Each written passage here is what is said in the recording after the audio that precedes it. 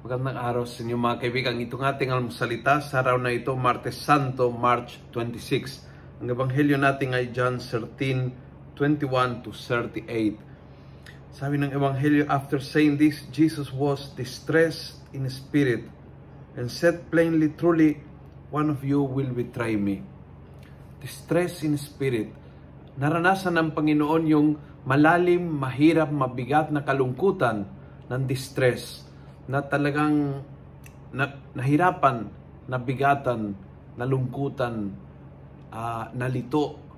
Yung pakiramdam na talagang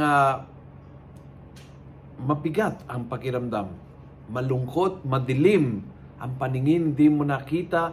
At ang alam mo na may mangyayari na hindi maganda, na sense mo na itratraidor ng mga tao mahalaga sa iyo. Na sense mo na hindi ka gaanong kahalaga para sa kanila. Hindi tulad ng kung gaanong kahalaga sila para sa iyo. You're willing to go all the way, mamatay man kung kailangan para iligtas sila. But they are very, very willing to give up your friendship for much less. At yun ay masakit. Masakit. Sobrang sakit. Sobrang makirot. Sobrang nakakadilim ng paningin. Sobrang nakakabigat ng pakiramdam. And Jesus experienced absolutely all of that. Kaya po kung mayroon sa inyo na nararamdaman ng ganyan level ng depression, ganyan level ng anxiety, ganyan level ng kalungkutan, please, kapit ka ng lalo sa Panginoon. Kapit ka ng lalo sa Panginoon ngayon. Samahan mo siya ngayong Holy Week.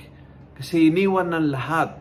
Huwag tayo magkasama sa mga nang iwan sa Kanya kapag ang mga bagay ay mahirap. Kasama po tayo sa hirap, sa ginhawa, to all moments dahil mahal natin siya.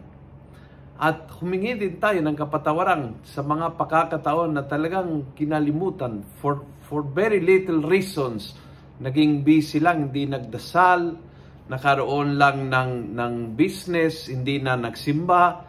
For very, very little reasons, we are willing to trade the Lord. And for that, we are really sorry. Let us ask the Lord to be able to accompany Him. Samahan natin siya, lalo kapag yung pakiramdam ay pareha sa pakiramdam niya.